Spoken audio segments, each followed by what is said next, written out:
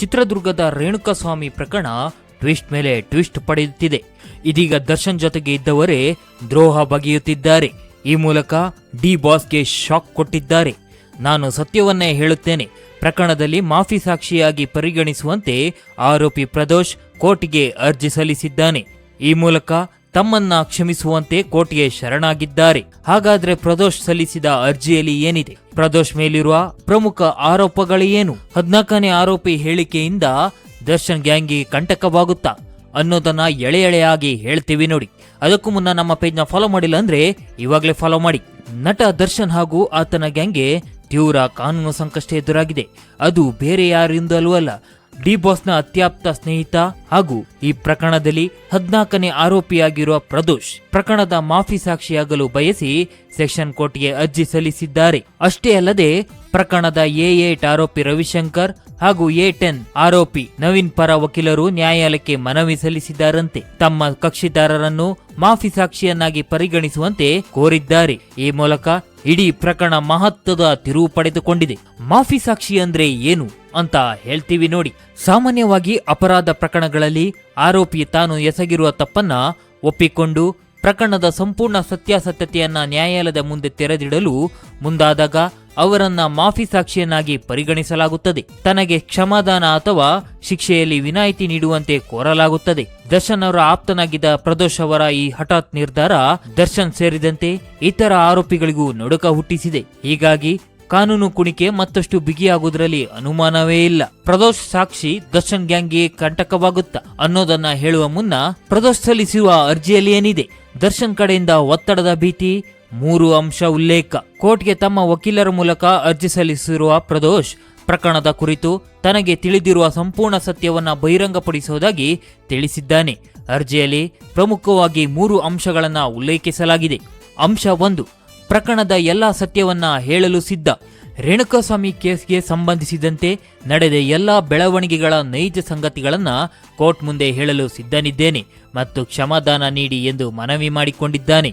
ದರ್ಶನ್ ಕಡೆಯಿಂದ ಒತ್ತಡದ ಭೀತಿ. ದರ್ಶನ್ ಅಥವಾ ಅವರ ಗ್ಯಾಂಗ್ ಜೊತೆ ಒಂದೇ ಜೈಲಿನಲ್ಲಿ ಇರಲು ಸಾಧ್ಯವಿಲ್ಲ. ತಮ್ಮ ಮೇಲೆ ಬೆದರಿಕೆ ಅಥವಾ ಒತ್ತಡ ಹೇರುವ ಸಾಧ್ಯತೆ ಇರುವುದರಿಂದ ತಮ್ಮನ್ನ ಪ್ರತ್ಯೇಕ ಸೆಲ್ನಲ್ಲಿ ಇಡಬೇಕು ಎಂದು ಮನವಿಯಲ್ಲಿ ಉಲ್ಲೇಖಿಸಲಾಗಿದೆ. ಮನವಿ 3, ಪ್ರತ್ಯೇಕ ಹಾಜರಾತಿ.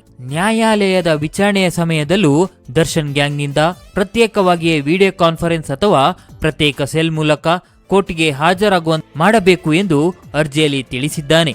ಈ ಅರ್ಜಿಯ ಕುರಿತು ತಮ್ಮ ನಿಲುವನ್ನ ಸ್ಪಷ್ಟಪಡಿಸುವಂತೆ ಸೆಷನ್ ಕೋರ್ಟ್ ಪ್ರಾಸಿಕ್ಯೂಷನ್ಗೆ ಸೂಚನೆ ನೀಡಿದೆ. ಪ್ರದೋಷ್ ಮೇಲಿರುವ ಪ್ರಮುಖ ಆರೋಪಗಳೇನು?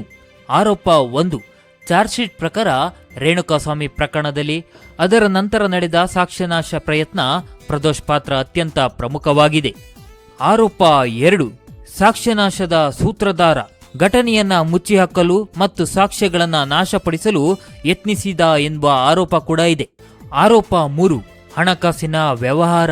ಪ್ರಕರಣದಲ್ಲಿ ಬೇರೆ ವ್ಯಕ್ತಿಗಳನ್ನ ನಕಲಿ ಆರೋಪಿಗಳನ್ನಾಗಿ ಶರಣಾಗಿಸಲು ದರ್ಶನ್ ಕಡೆಯಿಂದ 30 ಲಕ್ಷ ಸ್ವೀಕರಿಸಿ ಶರಣಾದವರಿಗೆ ಹಣ ತಲುಪಿಸಿದ್ದ ಆರೋಪ ಕೂಡ ಇದೆ.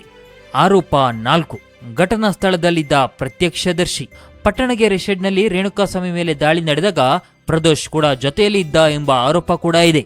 ಆರೋಪ 5, ಮಾಹಿತಿ ರವಾನೆ. ರೇಣುಕಾಸ್ವಾಮಿ ಅಸುನೀಗಿದ ವಿಷಯವನ್ನ ದರ್ಶನ್ಗೆ ಮೊದಲು ತಲುಪಿಸಿದೆ ಈ ಪ್ರದೋಷ್ ಎಂದು ಹೇಳಲಾಗ್ತಿದೆ. ಆರೋಪ 6, ಪಟ್ಟಣಗೆರೆ ಶೆಡ್ಗೆ ಪವಿತ್ರಗೌಡ ಅವರನ್ನ ಕರೆತರುವಲ್ಲಿ ಪ್ರದೋಷ್ ಪಾತ್ರವಿತ್ತು ಎಂದು ಹೇಳಲಾಗ್ತಿದೆ. ಪ್ರದೋಷ್ ಸಾಕ್ಷ್ಯ ದರ್ಶನ್ ಗ್ಯಾಂಗ್ಗೆ ತಂದೊಡ್ಡುವ ಕಂಟಕವೇನು? ಕ್ರಿಮಿನಲ್ ಕಾನೂನಿನ ಪ್ರಕಾರ ಅಪರಾಧದಲ್ಲಿ ಭಾಗಿಯಾದ ಆರೋಪಿಯೊಬ್ಬ ಸತ್ಯ ಹೇಳಲು ಮುಂದೆ ಬಂದಾಗ ಪ್ರಾಸಿಕ್ಯೂಷನ್ ಮತ್ತು ನ್ಯಾಯಾಲಯದ ಅನುಮತಿಯೊಂದಿಗೆ ಆತನನ್ನ ಮಾಫಿ ಸಾಕ್ಷಿಯನ್ನಾಗಿ ಪರಿಗಣಿಸಲಾಗುತ್ತದೆ. ಪ್ರದೋಷ್ ಕೇವಲ ಸಂಚುಕೋರನಷ್ಟೇ ಅಲ್ಲದೆ ಘಟನಾ ಸ್ಥಳದಲ್ಲಿದ್ದ ಪ್ರತ್ಯಕ್ಷದರ್ಶಿ ಅಂದ್ರೆ ಐ ವಿಟ್ನೆಸ್ ಕೂಡ ಹೌದು. ಶೆಡ್ನಲ್ಲಿ ನಡೆದ ಹಲ್ಲೆ, ಅದರಲ್ಲಿ ಭಾಗಿಯಾದವರ ಪ್ರತ್ಯೇಕ ಪಾತ್ರ, ರೇಣುಕಾಸ್ವಾಮಿ ಅನುಭವಿಸಿದ ಒದ್ದಾಟ ಹಾಗೂ ತದನಂತರ ನಡೆದ ಹಣಕಾಸಿನ ವ್ಯವಹಾರ ಕುರಿತು ಹೇಳುವ ಸಾಧ್ಯತೆ ಇದೆ.